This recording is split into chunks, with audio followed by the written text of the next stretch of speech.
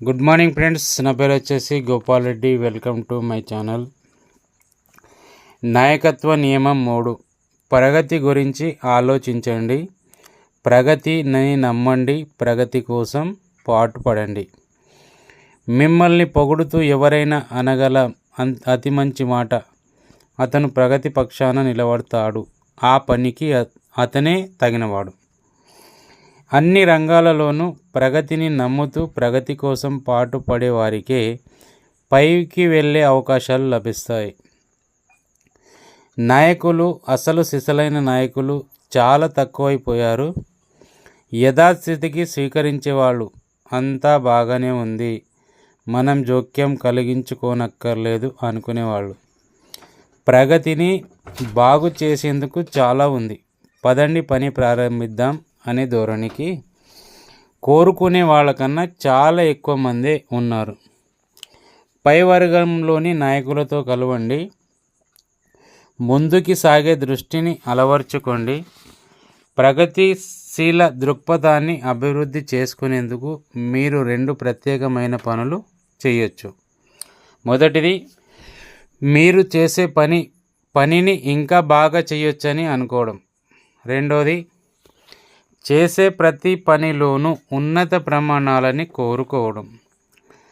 చాలా నెలల క్రితం ఒక మధ్యరకం కంపెనీ ప్రెసిడెంట్ ఒక ముఖ్యమైన నిర్ణయం తీసుకోవడంలో నా సహాయాన్ని కోరాడు.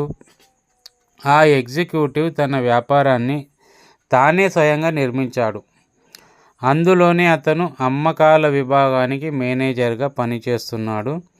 అతని కింద 7 అమ్మకందారులు పనిచేస్తున్నారు. ఇప్పుడు అతను వాళ్ళతో ఒకరిని సేల్స్ మేనేజర్గా ప్రమోట్ చేయాలని అనుకున్నాడు. ఆ 7 అతను 3 ఎంచుకున్నాడు. 3 అనుభవంలోనూ అమ్మకాలు చేయడంలోనూ సమానమైన సామర్థ్యం ఉన్నవాళ్ళే. నాకు అతను ఒప్పజెప్పిన పని, నేనా 3 బయటి పనిలో విడివిడిగా ఒకరోజు గడిపి ఆ బృందానికి నాయకుడిగా ఉండేందుకు వాళ్లలో ఎవరు ఎక్కువ అర్హత గలవారో ప్రెసిడెంట్కి చెప్పాలి. వాళ్ళ 3కి ప్రెసిడెంట్ మొత్తం మార్కెటింగ్ కార్యక్రమం గురించి ఎవరో సలహాదారు చర్చించేందుకు వస్తాడని చెప్పాడు. కావాలని నేను ఎందుకు వస్తున్నాననే విషయాన్ని వాళ్ళకి ముందుగా చెప్పలేదు. వాళ్లలో 2 ఇంచుమించు ఒకేలా స్పందించారు. 2కి నా రాక ఇబ్బందిని కలిగించినట్టు అనిపించింది. నేను అక్కడ ఏవో మార్పులు తీసుకురావడం కోసమే వచ్చానని వాళ్ళు గ్రహించారు. వీళ్ళిద్దరు కూడా యథాస్థితిని కొనసాగించుకోవాలని అనుకున్న వాళ్ళే. అక్కడ పని జరుగుతున్న విధానాన్ని 2 పూర్తిగా సమర్థించారు. ప్రాంతాలు ఎలా విభజించారని, నష్టపరిహారాన్ని ఏ విధంగా నిర్ణయిస్తారని, అమ్మకాలని పెంచేందుకు ఎటువంటి వ్యూహాలు అవలంబిస్తారని, అమ్మకాల ప్రయత్నాలకి సంబంధించిన అన్ని అంశాలని నేను నా ప్రశ్నలతో సృష్టించాను.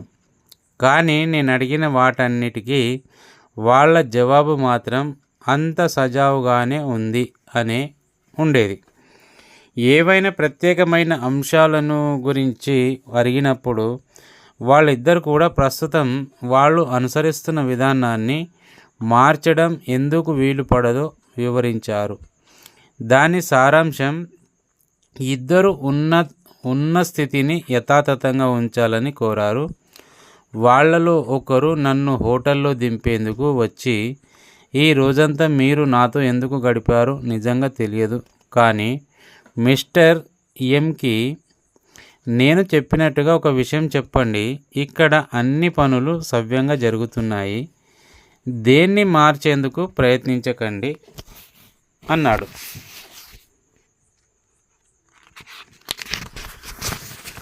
మూడో వ్యక్తి చాలా భిన్నంగా ఉన్నాడు. అతన్ని చూసి నాకు ఆనందం కలిగింది. అతనికి తన కంపెనీ అంటే ఇష్టం, అది ప్రగతి సాధిస్తుందని గర్వం ఉన్నాయి. కానీ అతను పూర్తి సంతృప్తి చెందలేదు. ఇంకా బాగా పనిచేయాలన్న ధోరణి కనబరిచాడు. రోజంతా ఈ అమ్మకందారు కొత్త బిజినెస్ చేజెక్కించుకోవాలని, కొనుగోలుదారులకి మరింత మెరుగైన సేవలని అందించాలని సమయాన్ని వృధా చేయడం తగ్గించాలని, నష్టపరిహారం విషయంలో మరింత ప్రోత్సాహాన్నిచ్చే మార్పులు చేర్పులు చేయాలని, వీటన్నిటి వల్ల తనకి కంపెనీకి మరింత లాభం దొరుకుతుందని తన ఆలోచనలని నాతో పంచుకున్నాడు. తను కొన్నాళ్లుగా మనసులోనే అనుకుంటున్న కొత్త ప్రకటనల ప్రచారానికి కూడా అతను ఒక రూపం ఇచ్చాడు.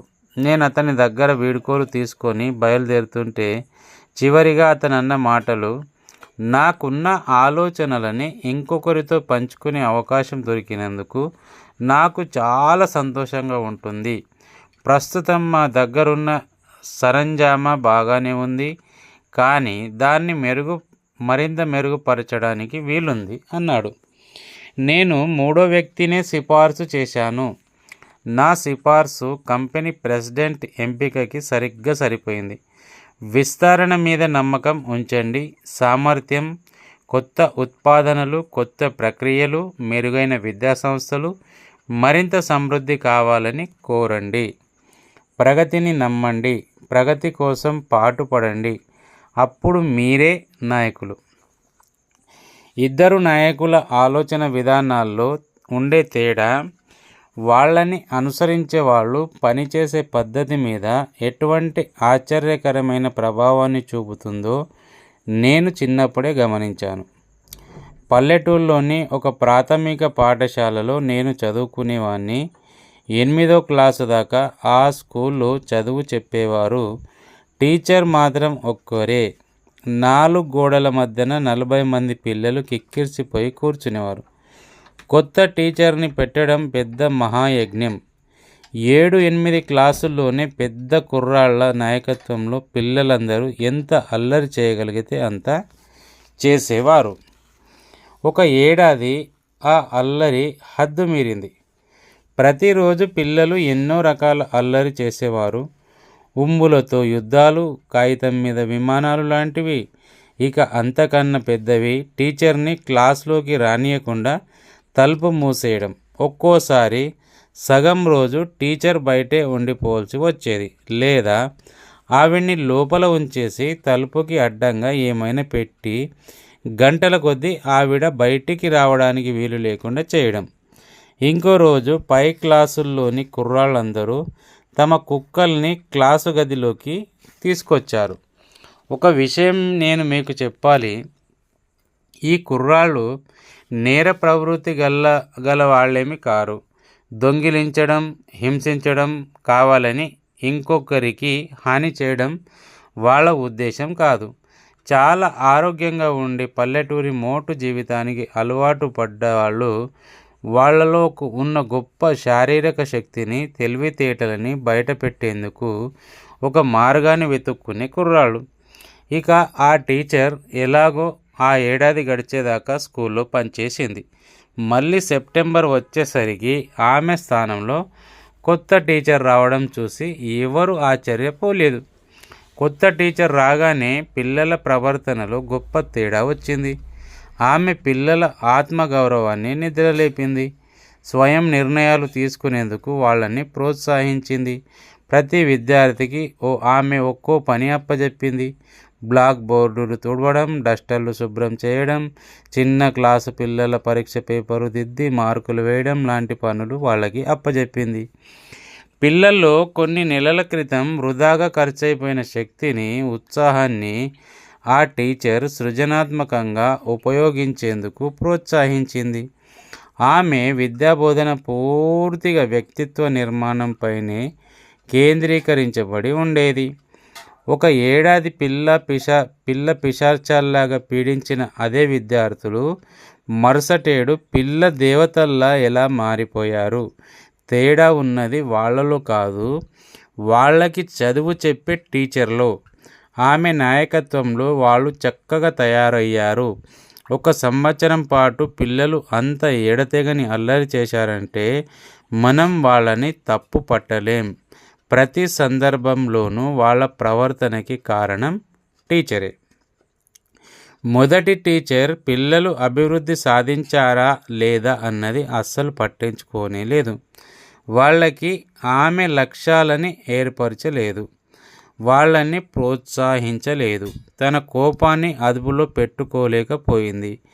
ఆమెకి చదువు చెప్పడంలో ఆసక్తి లేకపోయింది. అందుకే పిల్లలు కూడా ఏమి నేర్చుకోవడానికి ఇష్టపడలేదు. కానీ రెండో టీచర్వి ఉన్నతమైన సానుకూలమైన ప్రమాణాలు. ఆమెకి పిల్లలంటే నిజంగా ఇష్టం. వాళ్ళు ఎంతో సాధించాలని ఆమె మనస్ఫూర్తిగా కోరింది. ఒక్కొక్క విద్యార్థిని ఆమె ఒక వ్యక్తిగా చూసింది. ఆమె స్వయంగా క్రమశిక్షణ పాటించడం వల్ల చేసిన ప్రతి పనిలోనూ పిల్లలు కూడా క్రమశిక్షణ పాటించారు. ఈ రెండు సందర్భాల్లోనూ టీచర్లు వాళ్ళ ముందుంచిన ఉదాహరణలను బట్టి పిల్లలు దానికి తగిన విధంగా నడుచుకున్నారు. పెద్దవాళ్ళు కలిసి పనిచేసే చోట కూడా ప్రతిరోజు ఇటువంటి సర్దుబాటు జరగడం మనం చూస్తూనే ఉంటాం. రెండో ప్రపంచ యుద్ధ కాలంలో ఆర్మీ కమాండర్లు చులగ్గా పట్టించుకోకుండా చూసి చూడనట్టు ఉన్న దళాలలో అత్యుత్తమ నైతిక స్థితి, ధైర్యం లేవని ఆర్మీ చీఫ్లు తరచూ గమనిస్తూ వచ్చారు. అయితే ఆర్మీ నియమాలని, నిబంధనలని న్యాయంగాను సవ్యంగాను అమలు జరిపే కమాండర్లు, నాయకత్వం వహించిన దళాలు ఉన్నత ప్రమాణాలని పాటించేవారు. ఆర్మీలోని సైనికులు తక్కువ స్థాయి ప్రమాణాలని పాటించే ఆఫీసర్లని ఎంత మాత్రము గౌరవించి ఆరాధించరు. కాలేజీ స్టూడెంట్లు కూడా తమ ప్రొఫెసర్లు ప్రవర్తించే తీరును బట్టే తమ ప్రవర్తనకి సంకేతాలని గ్రహిస్తారు. ఒక ప్రొఫెసర్ వద్ద చదువుకునే విద్యార్థులు క్లాసులు ఎగ్గొడతారు, పరీక్షల్లో కాపీలు కొడతారు, శ్రద్ధగా చదువుకోకుండానే పాస్ అయ్యేందుకు దొడ్డిదారులు వెతుకుతారు. కానీ అదే విద్యార్థులు మరో ప్రొఫెసర్ దగ్గర సబ్జెక్టుని క్షుణ్ణంగా నేర్చుకునేందుకు అదనంగా కృషి చేస్తారు. వ్యాపార రంగంలో కూడా వ్యక్తులు తమ ఆలోచనలని పై అధికారికి తగ్గట్టుగా మలుచుకోవటం మనం చూస్తూ ఉంటాం. ఒక ఉద్యోగుల బృందాన్ని దేన్నైనా దగ్గర నుంచి పరిశీలించండి. వాళ్ళ అలవాట్లని, కవళికలని, కంపెనీ పట్ల వాళ్ళ ధోరణులని, నైతిక విలువలని, ఆత్మ సంయమానాన్ని గమనించండి. అప్పుడు వాటిని వాళ్ళ బాస్ ప్రవర్తనతో పోల్చి చూడండి. రెండింటికి గల సామ్యాన్ని చూసి మీరు ఆశ్చర్యపోతారు. ప్రతి ఏటా మందకోడిగా నడుస్తూ మరింత కిందికి దిగజారుతున్న కంపెనీలని పునర్నిర్మించడం జరుగుతూ ఉంటుంది. అదెలా జరుగుతుంది? పై స్థాయిలో ఉండే కొంతమంది ఎగ్జిక్యూటివ్లని మార్చడం జరుగుతుంది. సంస్థలు, కాలేజీలు, చర్చిలు, క్లబ్బులు, యూనియన్లు, ఇంకా అన్ని రకాల సంస్థలు పైనుంచి కిందికే విజయవంతంగా నిర్మించబడతాయి. కింది నుంచి పైకి కాదు. పైనున్న వారి ఆలోచనల్లో మార్పు తీసుకురాగలిగితే కింది వారి ఆలోచనలు వాటంతట అవే మారిపోతాయి. ఒక విషయం గుర్తుంచుకోండి, ఒక బృందానికి మీరు నాయకత్వం బాధ్యత తీసుకున్నప్పుడు మీరు ఏర్పరిచే ప్రమాణాలకి ఆ బృందంలోని వారందరూ వెంటనే సదురుకోవడం ప్రారంభిస్తారు. మొదటి కొన్ని వారాల్లో ఇది మరీ స్పష్టంగా కనిపిస్తుంది. వాళ్ళకి కావలసింది మీరేమిటో తెలుసుకోవడం, మిమ్మల్ని శ్రద్ధగా గమనించడం, వాళ్ళ నుంచి మీరేం ఎదురు చూస్తున్నారు అనే దాని గురించే వాళ్ళకి ఆందోళన. మీ ప్రతి కదలికని వాళ్ళు గమనిస్తారు. ఈయన నాకెంత స్వేచ్ఛ ఇస్తాడు, పని ఎలా జరగాలని అనుకుంటాడు, ఈయన్ని సంతృప్తి పరచాలంటే ఏం చేయాలి, నేను ఈ పని చేస్తే ఈయన ఏమంటాడు అని ఆలోచిస్తారు. ఒకసారి తెలిసిపోయాక వాళ్ళు దానికి తగ్గట్టు ప్రవర్తిస్తారు. మీరు ప్రవర్తించే విధం ఎలా ఉందో ఒక్కసారి తరచి చూసుకోండి. పాతదేదైనా ఎప్పటి యథార్థమైన ఈ పద్యాలని మార్గదర్శకంగా ఉపయోగించుకోండి. ఈ ప్రపంచం ఎటువంటి ప్రపంచం అవుతుంది? ఇందులో ఉండే అందరూ సరిగ్గా నాలాగే ఉంటే. మీకు మీరు విధించుకునే ఈ పరీక్షని సార్థకం చేసుకోవడానికి ఈ కింది పద్యంలో లాగా ప్రపంచం అనే మాటకి బదులు కంపెనీని వాడండి. ఈ కంపెనీ ఎటువంటి కంపెనీ అవుతుంది? ఇందులో ఉండే అందరూ సరిగ్గా నాలాగే ఉంటే. ఇదే విధంగా ఎటువంటి క్లబ్, సముదాయం, స్కూలు, చర్చి అని మార్చి కూడా దీన్ని చదువుకోవచ్చు. మీ ఆలోచనలు, మాటలు, చర్యలు, జీవితం మీ కింద పనిచేసే వాళ్ళు ఆలోచించే, మాట్లాడే, పనిచేసే, జీవించే విధంగా ఉండాలంటే మీరు వాళ్ళని ప్రేరేపించే విధంగా నడుచుకోవాలి. కాలక్రమాన కింది వాళ్ళు తమ అధికారుల కార్బన్ కాపీల్లాగా తయారవుతారు. హెచ్చు స్థాయిలో పనులు సానుకూలం అవ్వాలంటే మాస్టర్ కాపీ డూప్లికేట్కి పనికొచ్చేంత గొప్పగా ఉండాలి. నేను ప్రగతిశీలంగా ఆలోచించే వాడినేనా? Check list. నా పని గురించి నేను ప్రగతిశీలంగా ఆలోచిస్తానా? ఒకటోది, ఇంకా బాగా ఎలా చేయగలం అనే ధోరణిలో నా పని నేను అంచనా వేస్తానా? రెండోది, నా కంపెనీని, అందులో పనిచేసే వాళ్ళని, అది తయారు చేసే వస్తువులని అవకాశం దొరికినప్పుడల్లా మెచ్చుకుంటానా? మూడోది వచ్చేసి 3 నెలల క్రితమో 6 నెలల క్రితమో ఉన్నదానికన్నా నేను ఉత్పత్తి చేసే వస్తువుల నాణ్యత, సంఖ్యని బట్టి చూస్తే ఇప్పుడు నా ప్రమాణాలు ఉన్నతంగా ఉన్నాయా? నాలుగోది, నా కింది వాళ్ళకి, తోటి వారికి, కలిసి పనిచేసే వాళ్ళందరికీ నేను ఒక మంచి ఉదాహరణగా ఉన్నానా? నేను నా కుటుంబం గురించి ప్రగతిశీలంగా ఆలోచిస్తానా? ఒకటోది, 3 నెలలు లేక 6 నెలల క్రితం ఉన్నదానికన్నా నా కుటుంబం ఇప్పుడు సంతోషంగా ఉందా? రెండోది, నా కుటుంబ జీవన పరిమాణాన్ని మెరుగుపరిచేందుకు నేనేదైనా పథకాన్ని వేసుకొని దాని ప్రకారం నడుచుకుంటున్నానా? మూడోది, బయటి ప్రపంచంలో నా కుటుంబ సభ్యులు తమకి స్ఫూర్తినిచ్చే పనులేవైనా చేస్తున్నారా? నాలుగోది వచ్చేసి, నేను ప్రగతి కోరేవాడిగా నా పిల్లలకి ఒక ఉదాహరణగా ఉన్నానా? నా గురించి నేను ప్రగతిశీలంగా ఆలోచిస్తానా? మొదటిది, కొన్ని నెలల క్రితం కన్నా ఇప్పుడు నేను మరింత విలువైన వ్యక్తిగా తయారయ్యానని గుండె మీద చెయ్యి వేసుకొని అనగలనా? రెండోది, ఇతరుల పట్ల నా విలువ పెంచుకోవడానికి నేను ఒక ఖచ్చితమైన కార్యక్రమాన్ని ఆచరిస్తూ నన్ను నేను మెరుగుపరుచుకుంటున్నానా? మూడోది వచ్చేసి, ముందు చూపు గల లక్ష్యాలు ఏవైనా కనీసం వచ్చే 5 ఏళ్ల దాకా ఏర్పరచుకుంటున్నానా? నాలుగోది వచ్చేసి, నేనే సంస్థలో ఉన్న ఏ బృందంతో కలిసి పనిచేసినా నా వ్యక్తిత్వం వాళ్ళలో ఉత్సాహాన్ని నింపెట్టుగా ఉంటుందా? నా చుట్టూ ఉండే సమాజం పట్ల నా ఆలోచనలు ప్రగతిశీలంగా ఉంటాయా? మొదటిది, నా చుట్టుపక్కల ఉండేవారికి, చర్చిలకి, స్కూళ్ళకి గత 6 నెలల్లో నేను పనికి వచ్చే పనులేవైనా చేసి పెట్టానా? రెండోది, అందరం కలిసి ఏవైనా ప్రణాళికలు వేద్దామని అందరినీ ప్రోత్సహిస్తానా? లేక కేవలం అడ్డు చెబుతూ, విమర్శిస్తూ, ఫిర్యాదు చేస్తూ ఉంటానా? మూడోది, నా చుట్టూ ఉండే వాళ్ళ జీవితాలని మెరుగుపరిచే పనుల్లో నేనే ముందడుగు చేశానా? నాలుగోది, నా ఇరుగు పొరుగు వారి గురించి, తోటి వారి గురించి నేను మంచే చెబుతానా? నాయకత్వం నియమం 4. మీతో మీరు చర్చించుకునేందుకు తీరిక చేసుకోండి. మీలోని గొప్ప ఆలోచన శక్తిని అత్యధికంగా ఉపయోగించుకోండి. నాయకులంటే చాలా ఎక్కువగా పనిలో మునిగిపోయేవారని మనం ఊహించుకుంటాం.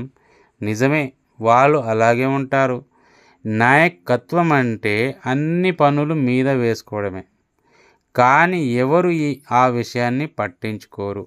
కానీ నాయకులు చాలా సమయాన్ని ఒంటరిగా తమ ఆలోచనలు తప్ప ఇంకా ఏది దగ్గరికి రాకుండా గడుపుతారు.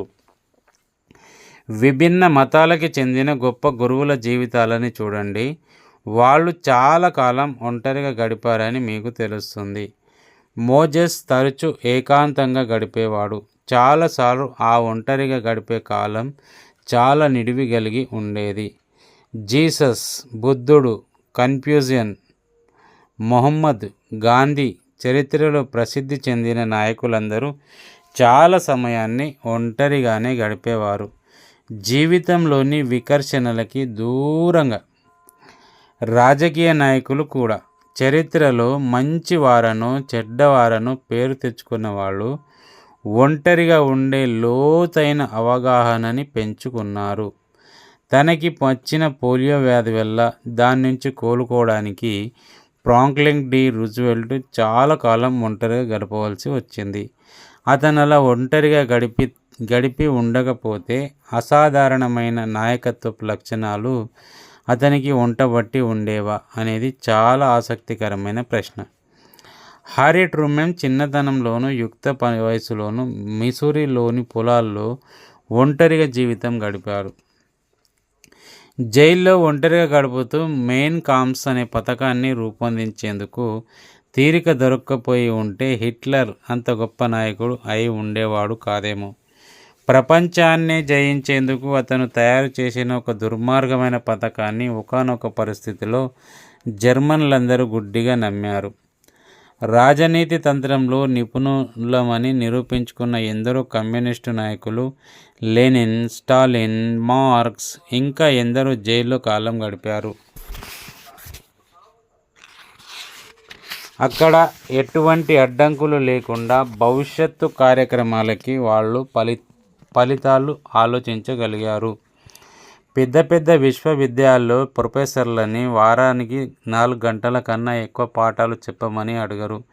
ఎందుకంటే వాళ్ళు ఆలోచించుకోవడానికి మిగతా సమయం వాళ్ళకి అవసరమవుతుంది. ఎందరో ప్రఖ్యాత బిజినెస్ ఎగ్జిక్యూటివ్లు రోజంతా తమ అసిస్టెంట్లతో, సెక్రటరీలతో, టెలిఫోన్ కాల్స్తో రిపోర్టులు పరిశీలించడంలో గడుపుతారు. కానీ మీరు వాళ్ళ వెంటే వారానికి 168 గంటలు, నెలకి 720 గంటలు ఉంటే వాళ్ళు బోలెడంత సమయాన్ని ఒంటరిగా ఎవరు మధ్యలో జోక్యం కలిగించుకోకుండా ఆలోచిస్తూ గడుపుతారన్న సంగతి మీకు తెలుస్తుంది. ఇక్కడ అసలు విషయం ఏమిటంటే ఏ రంగంలోనైనా విజయాన్ని సాధించేవారు తమతో తాము మాట్లాడుకునేందుకు సమయాన్ని ఎంచుకుంటారు.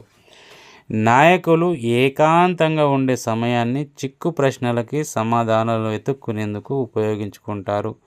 పథకాలు వేసుకుంటారు. ఒక్క మాటలో చెప్పాలంటే అతి ముఖ్యమైన ఆలోచనలు చేస్తారు. చాలామంది తమలో ఉండే సృజనాత్మకతని, నాయకత్వపు శక్తిని ఉపయోగించుకోలేకపోతారు. దానికి కారణం వాళ్ళు తమతో కాకుండా ఎవరితో పడితే వాళ్ళతో చర్చించటమే. మీకు ఇలాంటి వ్యక్తులు కనిపిస్తూనే ఉంటారు. అటువంటి వాడు ఒంటరిగా ఉండకుండా ఉండేందుకు ఏమైనా చేస్తాడు. ఎంతో కష్టపడి తన చుట్టూ మనుషులని చేరుస్తాడు. ఆఫీసులో ఒంటరిగా ఉండటం అతను భరించలేడు. అందుకని ఎవరినైనా కలిసేందుకు అతను దొంగతనంగా వెళ్తాడు. సాయంకాలాలు కూడా అతను అరుదుగా ఏకాంతంగా గడుపుతాడు. మేలుకున్నంతసేపు ప్రతి క్షణం ఎవరో ఒకరితో మాట్లాడాలనే కోరిక అతన్ని వెంటాడుతూ ఉంటుంది. పనికి మాలిన సొల్లు కబుర్లు వినడం, మాట్లాడడం అతనికి ఎంతో ఇష్టం. బాగా అటువంటి కబుర్లన్నీ జుర్రుకుంటాడు. ఇటువంటి వ్యక్తి ఒంటరిగా ఉండక తప్పని పరిస్థితి ఏర్పడితే అతను మానసికంగా ఒంటరిగా ఉండకుండా ఉండేందుకు మార్గాలు వెతుకుతాడు. అటువంటి సమయాల్లో అతను టీవీని, వార్తాపత్రికని, రేడియోని, టెలిఫోన్ని, అతను ఆలోచించకుండా చేసేది ఏదైనా సరే దాన్ని ఆశ్రయిస్తాడు. అంటే అతడు రండి మిస్టర్ టీవీ, మిస్టర్ వార్తాపత్రిక, నా మనసుని ఆక్రమించండి, ఆలోచనలతో దాన్ని నింపేందుకు నాకు భయమేస్తుంది అంటున్నాడన్నమాట. నేను ఒంటరిగా ఉండడాన్ని భరించలేను అనే వ్యక్తికి స్వతంత్రంగా ఆలోచించడం అంటే గిట్టదు. తన మనసుని అతను ఖాళీగా ఉంచుకుంటాడు. అతని మనసు తలుపులన్నీ మూసేసిన చీకటి గదిలా ఉంటుంది. అతనికి తన ఆలోచనలంటే భయం. కాలం గడిచిన కొద్దీ అతను మరింత అల్పబుద్ధి గలవాడిగా మారిపోతాడు. ఎన్నో పొరపాటు పనులు చేస్తాడు.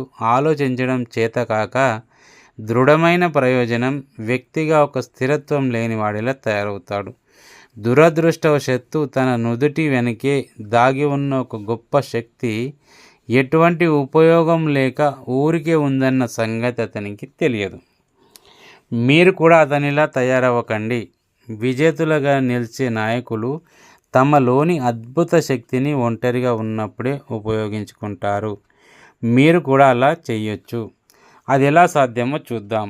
ఒక ప్రొఫెసర్ డెవలప్మెంట్ ప్రోగ్రాంలో భాగంగా నేను 13 మంది విద్యార్థులని 2 వారాల పాటు రోజుకో గంట సేపు తలుపులు మూసుకొని గదిలో ఒంటరిగా ఉండమని అడిగాను.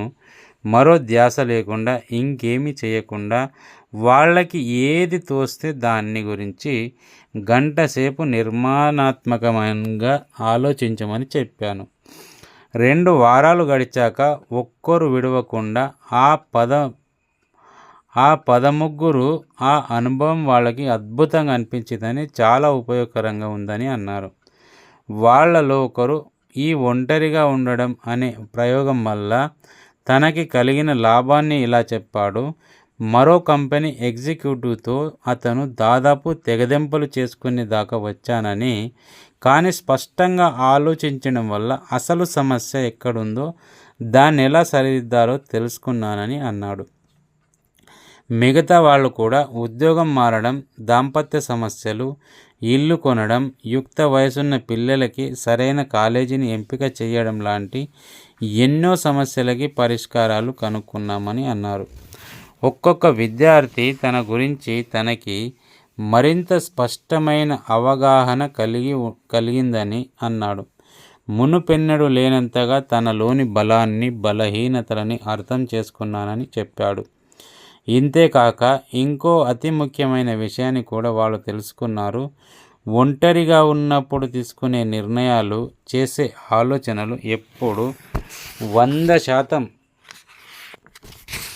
సరైనవే అనడం వాళ్ళని ఆశ్చర్యపరిచిందని అన్నారు. మబ్బులు తొలగిపోయాక సరైన దాన్ని ఎంచుకోవడం ఎలాగో చాలా స్పష్టంగా తెలుస్తుందని ఆ శిక్షణ పొందిన విద్యార్థులు తెలుసుకున్నారు. ఏకాంతంగా ఆలోచించడం లాభదాయకం. ఈ మధ్యనే ఒకరోజు నాతో పనిచేసే ఒక ఆమె ఒక సమస్య గురించి తనకున్న అభిప్రాయాన్ని పూర్తిగా మార్చేసుకుంది. ఆమె అలా ఎందుకు చేయవలసి వచ్చిందా అని నేను కుతూహలపడ్డాను. ఎందుకంటే ఆ సమస్య అలాగే ఉంది. ఆమె ఏం జవాబు చెప్పిందో చూడండి. మనం ఏం చెయ్యాలి అనే దాన్ని గురించి నేను స్పష్టంగా ఎటు నిర్ణయించుకోలేకపోయాను. అందుకని ఈరోజు తెల్లారగట్ల 3:30కి నిద్ర లేచి ఒక కప్పు కాఫీ చేసుకొని సోఫాలో కూర్చొని 7 గంటల దాకా ఆలోచిస్తూ ఉండిపోయాను. ఇప్పుడు నాకు విషయం చక్కగా అర్థమైంది. అందుకే నా అభిప్రాయాన్ని మార్చుకోవటం ఒక్కటే మార్గమని అనిపించింది. ఇక ఆమె కొత్త అభిప్రాయం పూర్తిగా సరైనదేనని తేలింది. ఇప్పుడే రోజులో కాసేపు కనీసం 30 నిమిషాలు తీరిక చేసుకొని మీతో మీరు ఒంటరిగా గడుపుతానని నిర్ణయించుకోండి. బహుశా ఇంకా ఎవరు నిద్ర లేవకముందు తెల్లారగట్ట మీకు అనువుగా ఉండొచ్చు, లేదా రాత్రి పొద్దుపోయాక కూడా బాగానే ఉంటుంది. ముఖ్యమైన విషయం ఏమిటంటే మీ మనసు తాజాగా ఉండాలి. మిమ్మల్ని ఎవ్వరు పలకరించకూడదు. ఈ సమయాన్ని 2 రకాలుగా ఆలోచించేందుకు మీరు ఉపయోగించుకోవచ్చు. ఏదో ఒక విషయాన్ని గురించి ఆలోచించడం, లేదా మనస్సుకి స్వేచ్ఛగా వదిలేసి ఎటువంటి ఆలోచనలనైనా రానివ్వడం. ఏదో ఒక విషయాన్ని ఆలోచించేప్పుడు మీకున్న ముఖ్యమైన సమస్యలని మరొకసారి సమీక్షించండి. ఒంటరిగా ఉన్నప్పుడు మీ మనసు ఆ సమస్యని నిష్పక్షపాతంగా చూస్తుంది. అది మీకు సరైన సమాధానాన్ని అందిస్తుంది. ఇక 2వ రకం ఆలోచనల విషయానికి వస్తే, మీ మనసుని తనకిష్టమైన విషయాల గురించి ఆలోచించనివ్వండి. ఇలాంటి క్షణాల్లో మీరు అసంకల్పితంగానే మీ జ్ఞాపకాల బ్యాంకుని ఒకసారి తడిమి చూసుకుంటారు. అది చేతనావస్థలో ఉన్న మనసుని నింపడం మొదలు పెడుతుంది. మనని మనం బేరేజు వేసుకునేందుకు అటువంటి పరిస్థితి చక్కగా ఉపయోగపడుతుంది. అన్నిటికన్నా ముఖ్యమైన విషయాలని నేను ఇంకా బాగా పని చేయాలంటే ఏం చేయాలి, నా తర్వాతి అడుగు ఎటువైపు వేయాలి లాంటి ప్రశ్నలకి జవాబులని వెతుక్కునేందుకు ఈ స్థితి దోహదం చేస్తుంది. గుర్తుంచుకోండి, ఒక నాయకుడికి అన్నిటికన్నా ముఖ్యమైనది ఆలోచించడం. నాయకుడు అవడానికి, సిద్ధం కావడానికి పనికి వచ్చేది కూడా ఆలోచించడమే. రోజు కాసేపు ఏకాంతంగా గడిపి ఆలోచించి విజయాన్ని సొంతం చేసుకోండి. సారాంశం: మంచి ప్రభావాన్ని చూపే నాయకుడిగా తయారవ్వాలంటే ఈ కింద చెప్పబడిన 4 నాయకత్వ సూత్రాలని పాటించండి. మొదటిది, మీరు ఆకట్టుకోవాలనుకునే వారి దృష్టితో ఆలోచించండి. వాళ్ళ దృష్టితో చూడగలిగితే మీకు కావలసినట్టుగా వాళ్ళ చేత పనులు చేయించడం సులభం అవుతుంది. పని చేసే ముందు మిమ్మల్ని మీరు ఇలా ప్రశ్నించుకోండి: అవతలి వ్యక్తి స్థానంలో నేనే ఉంటే దీన్ని గురించి నాకేమనిపిస్తుంది? ఇతరులతో వ్యవహరించేటప్పుడు మనిషిలా ఉండు అనే నియమాన్ని పాటించండి. ఇలా ప్రశ్నించుకోండి: ఒక మనిషిగా ఈ పరిస్థితిలో నేనేం చెయ్యాలి? మీరు చేసే ప్రతి పనిలోనూ అవతలి వారికి ప్రాముఖ్యం ఇస్తున్నట్టు తెలియజేయండి. మీ పట్ల ఇతరులు ఎలా ప్రవర్తించాలని మీరు కోరుకుంటారో అదేవిధంగా ఇతరుల పట్ల మీరు ప్రవర్తించండి. మీకు ఫలితం దక్కుతుంది. మూడోది, ప్రగతిశీలంగా ఆలోచించండి. ప్రగతిని నమ్మండి. ప్రగతి కోసం పాటుపడండి. మీరు చేసే ప్రతి పని ఇంకా మెరుగ్గా చేయాలని అనుకోండి. చేసే ప్రతి పనిలోనూ ఉన్నత ప్రమాణాలు ఉండేట్టు చూసుకోండి. కాలం గడిచిన కొద్దీ కింద పనిచేసే వ్యక్తులు తమపై అధికారిక కార్బన్ కాపీలుగా తయారవుతారు. కాపీలు తీసేందుకు మాస్టర్ కాపీ తగినదిగా ఉండేట్టు చూసుకోండి. మీరు ఇలా నిర్ణయించుకోండి: ఇంట్లో, ఆఫీసులో, సమాజ జీవితంలో ప్రగతి అనేది ఎక్కడ ఉంటే అక్కడ నేను ఉంటాను.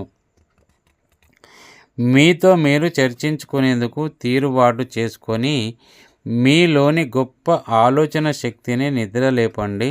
ముందుగా నిశ్చయించుకున్న ఏకాంత సమయం వల్ల లాభం ఉంటుంది. మీ సృజనాత్మక శక్తిని వెలికి తీసేందుకు దాన్ని ఉపయోగించుకోండి. మీ వ్యక్తిగత సమస్యలని, ఉద్యోగ సమస్యలని పరిష్కరించుకునేందుకు ఆ సమయాన్ని వాడుకోండి. అందుకని ప్రతిరోజు ఆలోచించడం కోసమే కొంత సమయాన్ని ఒంటరిగా గడపండి.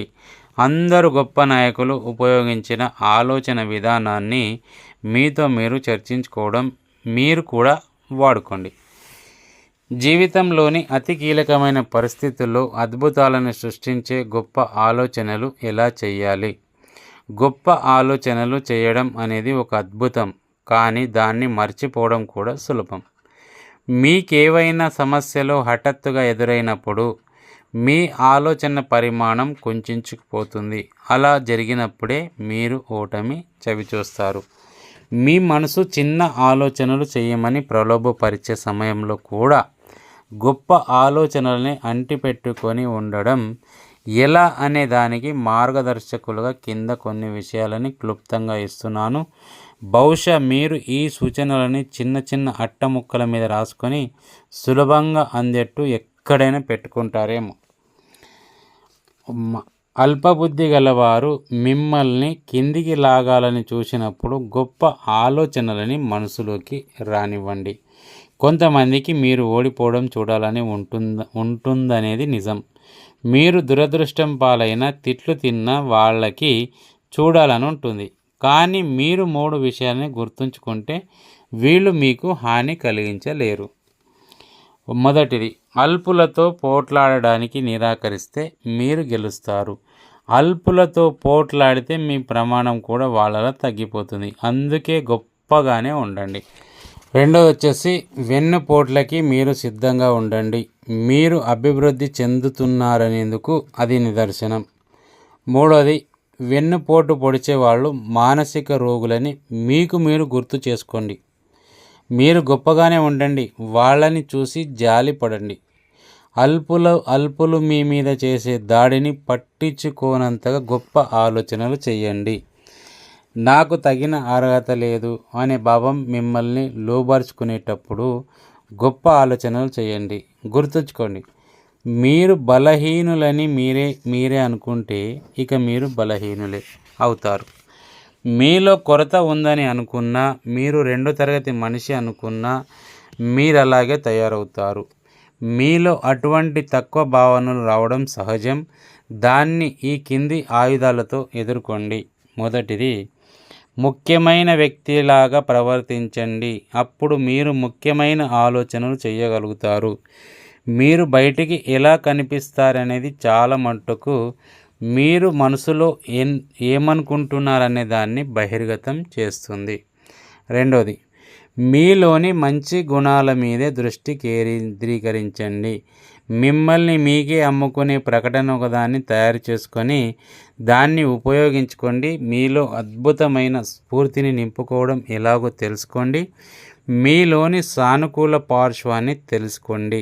మూడోది, ఇతరులని సరైన దృష్టితో చూడండి. అవతలి వ్యక్తి కూడా కేవలం ఒక మనిషే, మరైతే అతన్ని చూస్తే భయం ఎందుకు? మీరు నిజంగా ఎంత సమర్థులో తెలుసుకునేందుకు గొప్ప ఆలోచనలు చేయండి. వాదోపవాదాలు, పోట్లాటలు తప్పనిసరి అనిపించినప్పుడు గొప్పగా ఆలోచించండి. వాదించడం, పోట్లాడడం అనే విషయాలు ఎంత ప్రలోభపరిచినా విజయవంతంగా వాటిని ప్రతిఘటించండి. మొదటిది, మిమ్మల్ని మీరిలా ప్రశ్నించుకోండి. నిజం చెప్పు, ఇది వాదించవలసినంత ముఖ్యమైన విషయమా? రెండోది, వాదించడం వల్ల ఏదైనా కోల్పోతామో కానీ ఎప్పుడు ఏమీ సాధించలేం అనే విషయాన్ని గుర్తు చేసుకోండి. పోట్లాటలు, వాదోపవాదాలు, జగడాలు, గొడవలు మీరు వెళ్ళదలిచిన చోటికి మిమ్మల్ని చేర్చవని తెలుసుకునేందుకు గొప్పగా ఆలోచించండి. మీరు ఓడిపోయానని అనుకుంటే గొప్పగా ఆలోచించండి.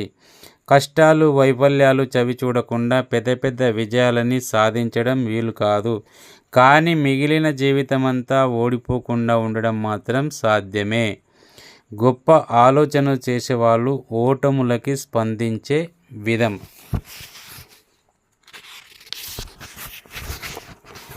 ఓటమిని ఒక గుణపాఠం అనుకోవడం, దాని నుంచి నేర్చుకోవడం, దాన్ని పరిశోధించడం, దాన్ని ఉపయోగించుకొని ముందుకు పోవడం, ప్రతి ఓటమి నుంచి ఎంతో కొంత మిగుల్చుకోవడం.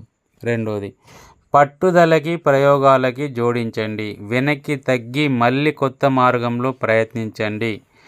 ఓటమి అనేది ఒక మానసిక స్థితి తప్ప ఇంకేమీ కాదని అనుకునేంత గొప్పగా ఆలోచించండి. ప్రేమ తగ్గిపోతుందని అనిపించినప్పుడు గొప్పగా ఆలోచించండి. వ్యతిరేకతతో, అల్పబుద్ధితో అతను నాతో అన్యాయంగా ప్రవర్తిస్తున్నాడు, అందుకే బుద్ధి చెబుతాను అని ఆలోచించడం ప్రేమని ముక్కలు చేసి హతమారుస్తుంది. మీ సొంతం అవ్వాల్సిన ఆప్యాయతని నాశనం చేస్తుంది. నేడు ప్రపంచంలో అవకతవకలు వచ్చినప్పుడు ఈ కింద చెప్పినట్టుగా నడుచుకోండి. మిమ్మల్ని ప్రేమించాలనుకునే ఆ ఎదుటి వ్యక్తిలోని అన్నిటికన్నా మంచి గుణాల మీద దృష్టి కేంద్రీకరించండి. చిన్న చిన్న విషయాలని అవి ఉండాల్సిన చోట 2వ స్థానంలో ఉంచండి. రెండోది, మీ సహచరుడు కోసం ప్రత్యేకంగా ఏమైనా చేయండి. దాన్ని తరచూ చేస్తూ ఉండండి. వైవాహిక జీవితంలోని ఆనందం తాలూకు రహస్యాన్ని తెలుసుకోవడానికి గొప్పగా ఆలోచించండి. ఉద్యోగంలో మీ ప్రగతి కుంటుపడిందని అనిపించినప్పుడు గొప్పగా ఆలోచించండి. మీరు చేసే పని, ఉద్యోగం ఏదైనా హోదా, జీతం పెరగాలంటే ఒకటే మార్గం, మీరు చేసే పని నాణ్యతని, పరిమాణాన్ని పెంచడం. ఇలా చేయండి. నేను ఇంకా బాగా చేయగలను అని అనుకోండి. అత్యుత్తమ ఫలితాలు అందుకోవడం అసంభవమేమీ కాదు. దేన్నైనా ఇంకా బాగా చేయడానికి వీలుంటుంది. ఈ లోకంలో ఇంకా బాగా చేయలేనిదంటూ ఏది లేదు. నేను ఇంకా బాగా చేయగలను అని అనుకున్నప్పుడు అలా చేసే మార్గాలు అవే మీకు కనబడతాయి. నేను ఇంకా బాగా చేయగలను అని అనుకోవడమే మీలోని సృజనాత్మకతని తట్టి లేపుతుంది. ముందు సేవలని అందిస్తే డబ్బు తన విషయం తాను చూసుకుంటుంది అనేటంత గొప్పగా ఆలోచించండి. ప్యూబ్లియన్ సైరన్ మాటలో చెప్పాలంటే, వివేకవంతుడు తన మనసుని తన అధీనంలో పెట్టుకుంటాడు, మూర్ఖుడు మనసుకు బానిసైపోతాడు. ఓకే ఫ్రెండ్స్, ఇంతటితో ఈ బుక్ సమాప్తం. ఎందుకంటే ఇది గొప్ప ఆలోచనలు సృష్టించే అద్భుతాలు. గొప్ప ఆలోచనలు మనం ఎప్పుడైతే చేస్తామో అప్పుడు మాత్రమే మనం గొప్పగా చేయగలుగుతాం. ఓకే ఫ్రెండ్స్, ఇందులో ఏమైనా తప్పులుంటే క్షమించండి అందరూ. Thank you. Bye bye.